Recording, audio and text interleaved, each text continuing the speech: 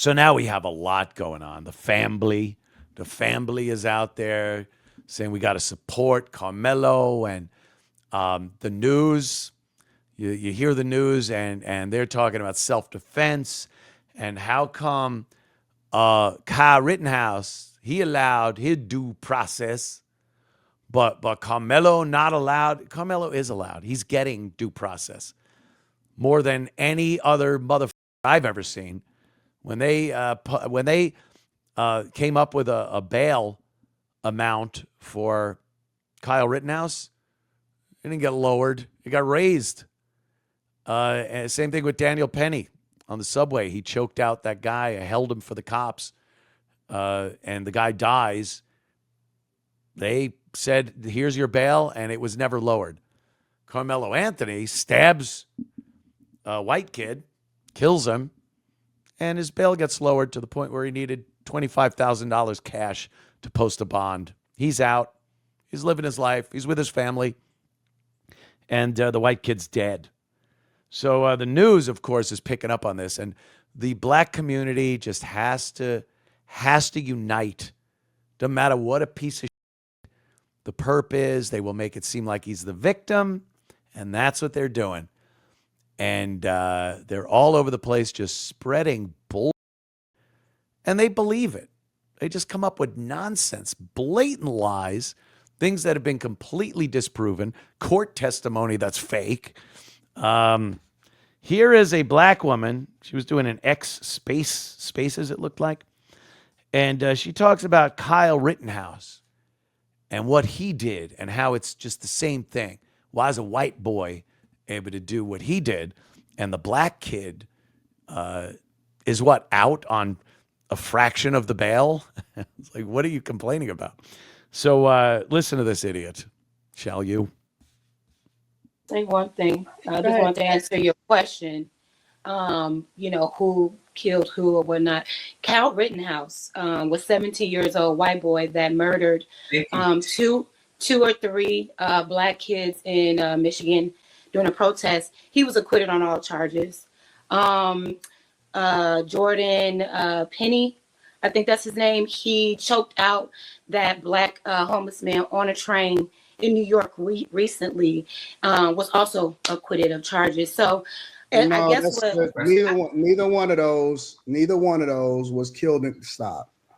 You know, but he was pointing out like why there could be. I know you don't think it's true, but there could be like a sense of white power supremacy in this country, because sometimes when white people do certain crimes, they're not held to the same extent as black people or other people do. And so you were asking him to give names. I gave you two, and one was actually the same age as the guy, the black boy that just killed the white guy. And he was acquitted of all his charges. He was also a 17-year-old white boy in Wisconsin. Happens all the time. And it's like, well, why was he acquitted when he actually murdered someone? You all are saying that, because they didn't murder anybody. Yeah, because Kyle Rittenhouse didn't murder anybody. That's self-defense. And he didn't kill three. Like, she absolutely believes that Kyle Rittenhouse shot three black kids and he was then acquitted. Just murdered them. Walked up, shot them, murdered them, and was acquitted. And that was that. She believes that. She goes and tells this little story to whoever will listen. And, what's the difference? People were trying to kill Kyle Rittenhouse. They were trying to murder him.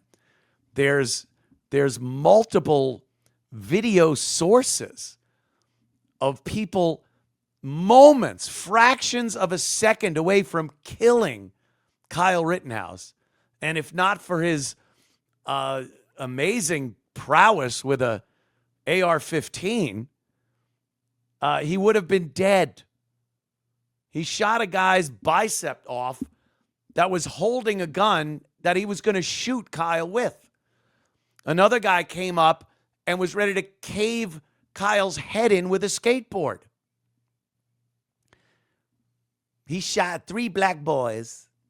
That was murder. They acquitted him. They just come up with like the jury is just like that guy. Well, I don't see no problem in what that Kyle Rittenhouse did. Dispatching them 3 black boys did us a favor, I suppose. Yeah. That's her impression of the courtroom in the Kyle Rittenhouse case. Now, the defense put out a spectacular case for self-defense, where each instance of Kyle firing a round was for the purpose of saving his own life. He would have been dead if he hadn't fired that rifle. Now, the Karmelo Anthony kid has the same rights. Why do they talk like he doesn't have these rights? Oh, a white boy can do that and he get acquitted. The rights he has in court to... Karmelo Anthony has more rights than Kyle Rittenhouse did. He has the right to go to a movie. He has the right to have dinner with his family tonight. Kyle didn't have that during the trial process. He didn't have that. Well, you had to come up with a shitload of money for bail to have that. But they're giving much more latitude to Karmelo Anthony as a young black man than they did to Kyle Rittenhouse. And they make it sound like no one was bitching and complaining about Kyle. Like everybody thought, yeah, that's self-defense. Good for the white boy. No, there were demonstrations. The news was saying the same thing. There'd be these liberal on the news saying how he's a murderer and these poor victims of Kyle. Nonsense. These are people that wanted to do him severe, if not fatal, bodily harm. So, but this is what we're getting. This will be what this whole case is about. Color, race. That's what it's all about. You saw they held that press conference with that guy that's been accused of all kinds of violent crimes. His spokesperson, Karmelo Anthony's, Anthony family's spokesperson, is a convicted violent felon who should be in prison right now. He's let out by a black judge. It's disgusting. Yeah, the judicial system in this country is very racist, systemically racist, in favor of blacks. Why so many black people in prison? Well, they can only do so much. There's a fuckload of black people committing crimes that you have to send them to jail for. Unfortunately, there's a lot of black judges who want to use race instead of the actual justice system. They just want to look and go, oh, that's a young black man. We can't put him in prison. Too many young black men in prison. All right, let him go. And then they commit another crime and another, and they just keep doing the same thing. And eventually, he either kills somebody or he gets killed or he does something that they finally have to lock him up, or he comes across a judge that doesn't let people go because they're young black men. That's the way they see it. And that's the way this will play out. The race card has been pulled out of the stack, and they are using it. And this is what we see. And the dumb father, oh my God. That Austin Metcalf's father, Jeff, I think his name is. It's like, no, it's George. I thought it was Jeff. This guy is an asshole. And don't give me, people mourn differently. Again, just like those black women with their dead children and they're dancing, holding Louis Vuitton bags and stacks of cash from the GoFundMe. This guy's just an idiot. He loses a son who seemed to be bright, had a future for himself, loses a son and cannot stop making excuses for the lump of shit that killed him and all the nonsense going on around this case already by playing this race card.